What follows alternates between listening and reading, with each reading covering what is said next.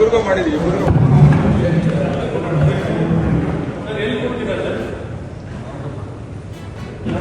ಎಷ್ಟು prefer wearing whites ಏನಾದ್ರು change ಆಯ್ತಾ? ಹೌದಾ? ನಿಮ್ಮನ್ನು ಭೇಟಿ ಮಾಡಕ್ಕೆ ಬಂದಿದ್ದು ಇದೆ ಇದೆ